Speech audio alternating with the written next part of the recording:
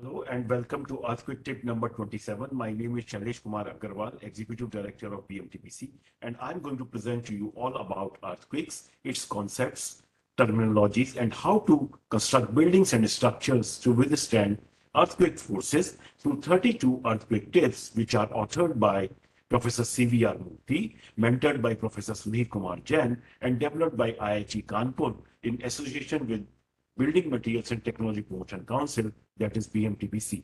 Through these tips, our aim is to spread right technical information in simple to understand language to our professionals who are in the field designing and constructing structures, especially our architects and engineers. But before we start, let's make a pledge that any new structure we design or build must be earthquake resistant.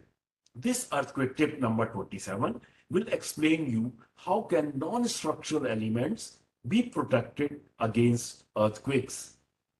We already know structural elements in building resist the effects of earthquake ground shaking and protect the life and property of building occupants. However, the building contains many other items such as contents, appendages, service and utilities which are either attached to or supported by structural elements and affected by earthquake ground shaking. These items are called non-structural elements. Let me further elaborate these non-structural elements into these three categories. First is contents of buildings. It includes items required for number one, functionally enabling the use of space such as furniture, storage shelves, etc.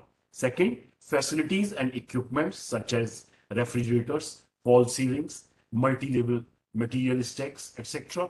Third is door and window panels and frames, plywood or aluminum partitions. Second is appendages to buildings. It includes items projecting out from buildings either horizontally or vertically, such as chimneys, exterior glass or stone cladding, parapets, small water tanks, sunshades, advertisement hoardings, antennas, etc.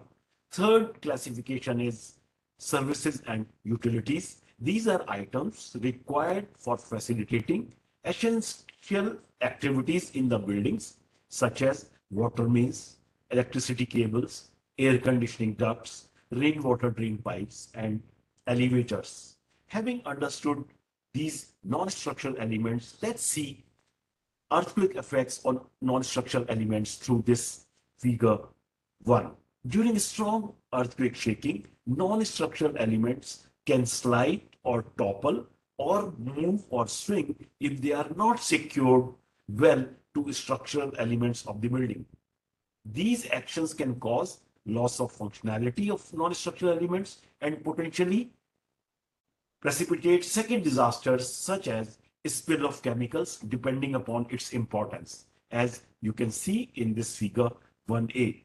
Loss of functionality of non-structural element can be small or substantive depending upon its importance, the function it serves, and its cost. As you can see in this figure 1b, if the bookshelves of library are not properly secured, they can distort or topple. If distorted, they can dislodge books, but if toppled, they may cause threat to life.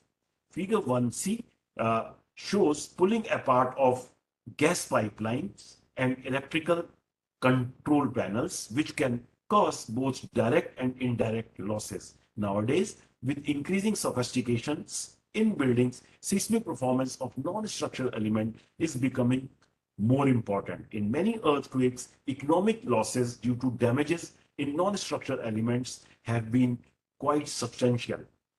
Now let's discuss how do we protect non-structural elements. Non-structural elements can demonstrate either acceleration sensitive or displacement sensitive behavior during earthquakes. Let's discuss them one by one. Acceleration sensitive non-structural elements may topple or slide if not anchored adequately to structural elements. For example, this diesel generator unit on a floor, artifacts in museums. So what do we do? We secure non-structural elements with structural elements through anchors, which should be designed to resist the induced forces corresponding to accelerations developed in non-structural elements. Next is displacement sensitive non-structural elements, which can bend, compress, or stress by large amounts during earthquake shaking. For example, glass facades, water and gas pipes, electrical lines. Also, these non-structural elements are significantly affected by flexibility of structural elements and their deformation. The connection of these non-structural elements with the structural elements should be designed to accommodate relative displacements generated between support points on structural elements with adequate slack. The third category could be non-structural elements which are both displacement and acceleration sensitive, such as false ceilings suspended from floors above.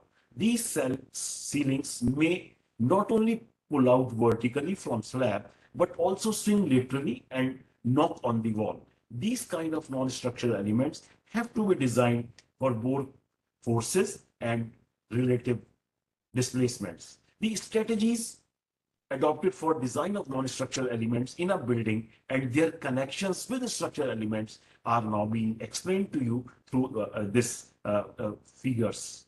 Figure 2 shows non-engineered strategy. Generic non-structural elements such as glass bottles or shelves, crockery cannot be individually secured, but can be protected with simple strategies such as hold back strings or front panel plate as shown in this figure. Now let's see this figure 3, which shows prescriptive strategies. Factory made reasonably large non-structural elements such as cupboards, refrigerators, laboratory equipments, large panel glass windows. They often have manufacturer prescribed protection or encourage details provided at the time of purchase, such as tying or bolting, as you can see in this figure 3.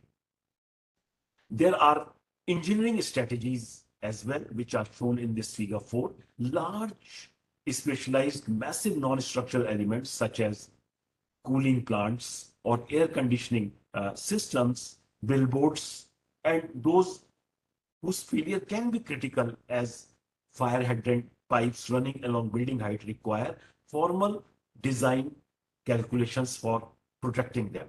Figure 5 explains non-structural elements in upper level of buildings. These non-structural elements and their connections to structural elements must be designed for shaking expected at those floor levels, as this floor shaking can be different and even higher than the shaking at the ground level. Therefore, always remember non-structural elements that project vertically or horizontally from buildings at upper elevations need special attentions. Countries like USA have made special provisions for engineering design of non-structural elements and their connections with structural elements. This is all about earthquake tip number 27. You can download this tip from www.bmtpc.org. The next earthquake tip, that is tip number 28, will be on what is confined masonry construction. Thank you.